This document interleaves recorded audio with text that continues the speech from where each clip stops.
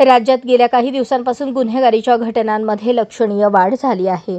वाढत्या गुन्हेगारीमुळे नागरिकांच्या सुरक्षेचा प्रश्न ऐरणीवर आला असून आता दौंडमध्ये विद्यार्थ्याकडून अल्पवयीन विद्यार्थिनीवर अत्याचार करून तिला मारून टाकण्यासाठी 100 रुपयांची सुपारी दिल्याचा धक्कादायक प्रकार समोर आला आहे। याबाबत मिळालेल्या प्राथमिक माहितीनुसार हा धक्कादायक प्रकार दौंडमधील एका इंग्रजी माध्यमाच्या शाळेत घडल्याचे समोर आले आहे। एका विद्यार्थ्याने अल्पवयीन विद्यार्थिनीवर अत्याचार करून तिला मारून टाकण्यासाठी सुपारी दिल्याचे सांगितले जात आहे। घडलेल्या घटनेचे गांभीर्य लक्षात घेता हे प्रकरण दडपण्याचा शिक्षक आणि मुख्याध्यापकांकडून प्रयत्न करण्यात आला। त्यानंतर आता या प्रकरणी वर्ग शिक्षक आणि मुख्याध्यापकांवर गुन्हा दाखल करण्यात आला आहे।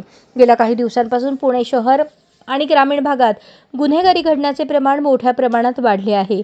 सातत्याने वाढणाऱ्या गुन्हेगारीच्या घटनांमुळे सामान्य नागरिकांमध्ये दहशतीचे वातावरण तयार झाले असून आरोपींवर पोलिसांचा वचक राहिला आहे का नाही असा प्रश्न उपस्थित होत आहे।